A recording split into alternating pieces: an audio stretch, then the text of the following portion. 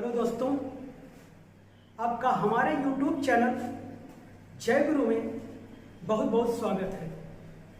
तो इलेक्ट्रोस्टैटिक के fourth lecture में हम आज आप लोगों को बहुत इम्पोर्टेंट टॉपिक के बारे में बताएंगे। उस टॉपिक का नाम है additive of charges, quantization of charges, और इसके इम्पोर्टेंट पॉइंट के बारे में आप लोगों को हम बताएंगे। तो आइए सबसे पहले हम डिस्कस करते हैं एडिटिव ऑफ चार्जेस। ये एडिटिव ऑफ चार्जेस क्या है? तो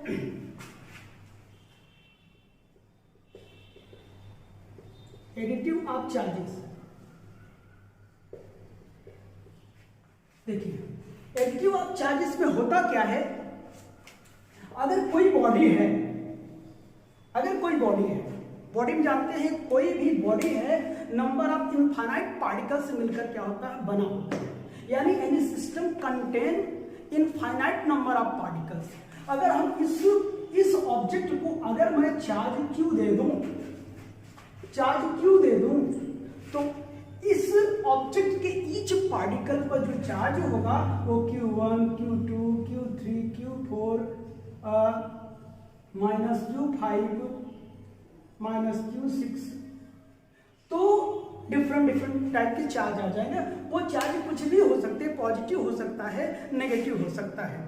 ठीक, तो हम क्या करेंगे, तो जो गिवन चार्ज है वो चार्ज हमेशा क्या होगा, इस ऑब्जेक्ट के ईच पार्टिकल पर जो चार्ज है उन सब का एल्जेब्रिक सम के क्या होगा, इक्वल होगा। तो चलिए हम इसको लिखते हैं। तो the net given charge is always equal to the algebraic sum of the individual charges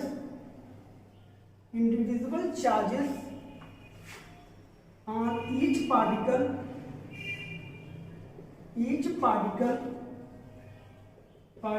of the system।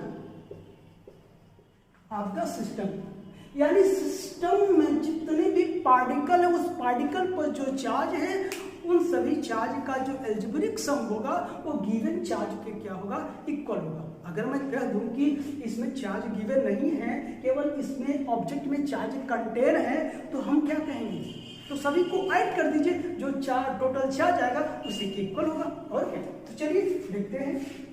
According to figure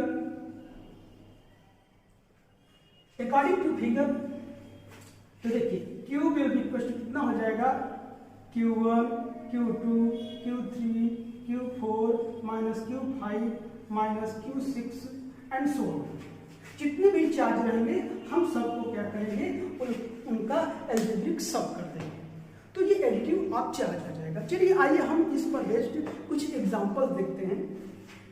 तो चलिए मैं मान लिया एग्जांपल, देखिए एग्जांपल में मैं ये कहूँ, अगर कोई बॉडी है इसमें -3 कूलाम है, +4 कूलाम है, -5 कूलाम है एंड 6 कूलाम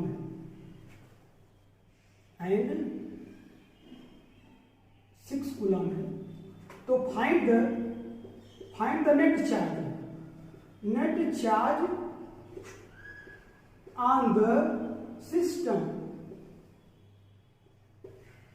इस सिस्टम पे जो नेट चार्ज होगा वो कितना हो जाएगा।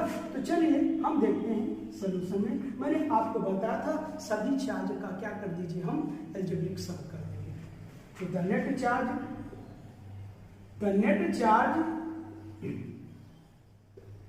चार्ज क्यू कितना हो जाएगा बताइए, -3 +4 कूलाम -5 कूलाम +6 कूलाम। हम इसे ऐड कर देते हैं। 6 4 कितना हो जाएगा, 10 कूलाम, 5 -8 कूलाम, 2 कूलाम। यानी जो नेट चार्ज है हमारा कितना आया बताएं दोस्तों। कितना आया, 2 कूलम आया। चलिए हमने ये देखा एडिटिव ऑफ चार्ज समझ में आया। चलिए मैं इसे हटा देता हूँ, रब कर देता हूँ। चलिए अब हम बात करते हैं फंडामेंटल चार्ज और एलिमेंट्री चार्ज। फंडामेंटल और एलिमेंट्री चार्ज। फंडामेंटल और एलिमेंट्री चार्ज। फंडामेंटल और एलिमेंट्री चार्ज। चलिए ये फंडामेंटल और एलिमेंट्री चार्ज होता क्या? The magnitude of charge on one electron is known as fundamental और एलिमेंट्री चार्ज। एक इलेक्ट्रॉन पर चार्ज की जो मैग्नीट्यूड होती है वही हमारा क्या होता है, एलिमेंट्री और फंडामेंटल चार्ज। तो the magnitude of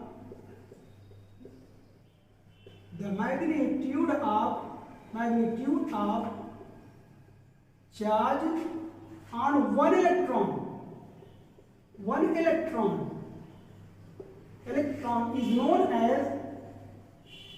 is known as fundamental और एलिमेंट्री चार्ज।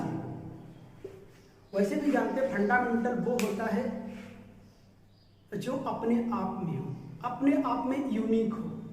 फंडामेंटल मतलब किसी का हेल्प न ले, वो ब्रेक ना हो सके, वो हमारा क्या है, फंडामेंटल है। तो अब देखिए, तो इस पर जो फंडामेंटल चार्ज होता है, देखिए 1 electron will be equal to -1.6 × 10⁻⁻19 coulomb होता है। तो इलेक्ट्रॉन पर जो चार्ज होता है कितना होता है, -1.6 × 10⁻19 कूलम होता है। अच्छा बात ये आई, इस पर जो चार्ज है किसने दिया? तो आप सोच रहे हैं जेजे थॉम्सन? नहीं, जेजे थॉम्सन ने इलेक्ट्रॉन के बारे में बताया, उन्होंने इलेक्ट्रॉन को क्या किया, डिस्कवर किया। लेकिन इस पर जो चार्ज है, चार्ज की जो मैग्नीट्यूड है वो किसने बताया पता है? उन्होंने जॉन मिल्टन की 1909 में बताया। The value of charge on electron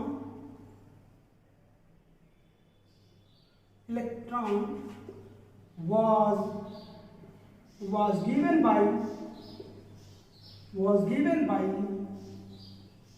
John Millikan in 1909। तो किसने बताया दोस्तों? बहुत इंपॉर्टेंट चीज है। तो जॉन मिलिकन ने बताया कि 1909 यानी 1909 में जॉन मिलिकन ने इलेक्ट्रॉन पर ये इसकी जो चार्ज होती है उसके बारे में उन्होंने डिस्कवर किया। तो आपने एलिमेंट्री चार्ज के भी बारे में जाना। चलिए हम एक मोस्ट इंपॉर्टेंट टॉपिक की ओर चलते हैं जिसके सबको इंतजार रहता है, जिसे हम कहते हैं क्वांटाइजेशन ऑफ चार्ज। ये क्वांटाइजेशन होता क्या है, हम उसके बारे में वेल डिफाइन करेंगे। तो चलिए क्वांटाइजेशन ऑफ चार्ज की बात करते हैं।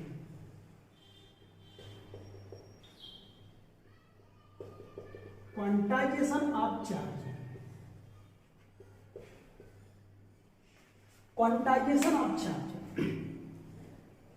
तो सुनिएगा इसमें, the magnitude of charge on any body is always equal to the integral multiple of the magnitude of charge on one electron. यानी कोई बॉडी है, अगर कोई बॉडी है, उस बॉडी पर जो charge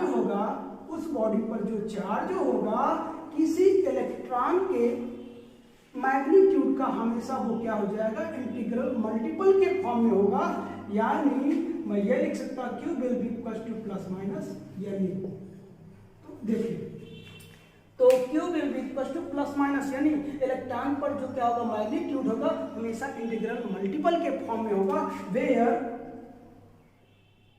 n is integer n may be positive और नेगेटिव। ये या तो पॉजिटिव हो सकता है या तो नेगेटिव हो सकता है। तो चलिए हम इसको दिखाते हैं। आपको मैंने एक एग्जांपल लिया था सोडियम एटम। सोडियम एटम में जो एटॉमिक नंबर होता है कितना होता है? 11 होता है। तो मैं देखिए कैसे करता हूं उसे। हमारा ये क्या है? न्यूक्लियस। न्यूक्लियस में न्यूट्रॉन और प्रोटॉन है। तो इसके आउटर मोस्ट ऑर्बिट में कितना, ये ऑर्बिट में कितना है? 2 इलेक्ट्रॉन है। और इसके नेक्स्ट ऑर्बिट में कितने हैं? 1 2 3 4 5 6 7 एंड 8। और नेक्स्ट में आउटर मोस्ट ऑर्बिट में कितने होंगे? 2 इलेक्ट्रॉन होंगे। ठीक, चलिए अगर मैं कहूं यहां से 1 इलेक्ट्रॉन निकल जाए, कितना निकल जाए दोस्तों? 1 इलेक्ट्रॉन निकल जाए, तो बताइए कि इस पर जो चार्ज होगा वो कितना होगा? कोई बताएगा? Q will be equal to +1। Plus मैंने क्यों कहा? मैंने बताया था कि 1 इलेक्ट्रॉन अगर यहाँ से जो इलेक्ट्रॉन ट्रांसफर करता है उस ऑब्जेक्ट पर पॉजिटिव चार्ज आ जाएगा। आपको मैंने इसे पिछले वाले वीडियो में बाकायदा मैंने बताया था कि उस पर पॉजिटिव चार्ज कैसे आता है। अगर नहीं आएगा कुछ देर बाद में उसको फिर से बता दूंगा। तो चलिए, अगर 2 इलेक्ट्रॉन अगर ये रिलीज किया तो कितना हो जाएगा? बोलिए। Q will be equal to +2 electron. अगर 3 इलेक्ट्रॉन रिलीज किया तो +3 इलेक्ट्रॉन। इसी तरीके से अगर मैं इसको एक देना चाहूं तो कि अब भाई ले रहा है, इसका मतलब क्या? नेगेटिव हो जाएगा। तो ले रहा है -1 इलेक्ट्रॉन।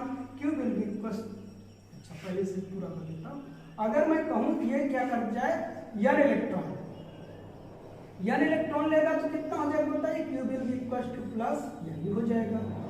अब इसी में मैं बात करता हूं, अगर ये इलेक्ट्रॉन 1 इलेक्ट्रॉन दे दिया तो Q will be equal to minus कितना हो जाएगा? 1 हो जाएगा। अगर बताइए 2 दे दिया तो कितना हो जाएगा? -2, क्योंकि जब लेता है तो उसमें नेगेटिव चार्ज आता है। अगर 3 दे दिया तो Q will be equal to -3 electron हो जाएगा। इसी तरीके से अगर n इलेक्ट्रॉन दे दे तो कितना हो जाएगा? n इलेक्ट्रॉन दे दे कितना? Q will be equal to minus कितना हो जाएगा? n हो जाएगा। अगर मैं इसे ओवरऑल में लिखना चाहूं, अगर मैं कंबाइंड में लिखना चाहूं तो Q will be equal to +- ये लिख सकता हूं। यही क्वांटाइजेशन ऑफ चार्ज होगा। Q will be equal to +- n। अच्छा, तो आप लोगों ने सुना होगा जो n की वैल्यू है, n की वैल्यू क्या होता है कि वो इंटीजर के फॉर्म में होता है, यानी 1, 2, 3, 4 डॉट डॉट। यानी जो इलेक्ट्रॉन है हमेशा इंटीग्रल मल्टीपल के फॉर्म में होता है। इंटीग्रल मल्टीपल के फॉर्म में मतलब 1 इलेक्ट्रॉन, 2 इलेक्ट्रॉन, 3 इलेक्ट्रॉन, 4 इलेक्ट्रॉन। जिसमें मैंने यहाँ कहा ना 1 इलेक्ट्रॉन को मैंने यहाँ से रिलीज कर दिया, 2 कर दिया, 3 कर दिया। अगर मैं चाहूँ क्या करते कि इस इलेक्ट्रॉन को आधा निकाल सकता हूँ, यानी इलेक्ट्रॉन को क्या मैं तोड़ सकता हूँ? हथौड़ी लेके या क्या कहते हैं ईंट लेके उसे फोड़ो, आधा कर दो। ऐसा पॉसिबल है? It can not be possible. The electron release in the form of fraction, it is impossible. तो उसे मैं आधा या 1/3, 1/4 में नहीं कर सकता। वो हमेशा क्या रहेगा? ये इंटीजर के फॉर्म में रहेगा। 1 इलेक्ट्रॉन, 2 इलेक्ट्रॉन, 3 इलेक्ट्रॉन, उसे हम फ्रैक्शन में नहीं कर सकते। तो इसलिए कहा जाता है कि जो n होता है हमेशा इंटीग्रल मल्टीपल के फॉर्म में होता है। तो आई होप कि ये क्वांटाइजेशन ऑफ चार्ज आपको बहुत अच्छे समझ में आया होगा। चलिए हम कुछ नोट पॉइंट के बारे में बात करते हैं।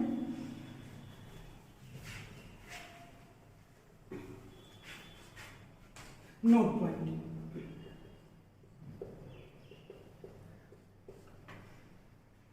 नोट पॉइंट की बात करते हैं। अगर कोई ऑब्जेक्ट है, अगर किसी ऑब्जेक्ट पर पॉजिटिव चार्ज है तो उस ऑब्जेक्ट को देखते ही कि उस पर पॉजिटिव चार्ज है, आप बता देंगे कि उस पर इलेक्ट्रॉन की अधिकता है या कमी, यानी नंबर ऑफ इलेक्ट्रॉन की एक्सेस है और डिफिशियंसी है, आप बता सकते हैं।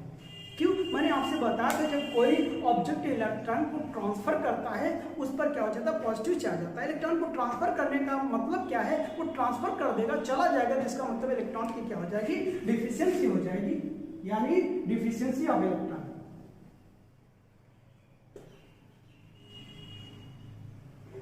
Deficiency of electron. अच्छा, अगर कोई ऑब्जेक्ट है उस पर नेगेटिव चार्ज है तो उस पर क्या होगा, एक्सेस ऑफ इलेक्ट्रॉन।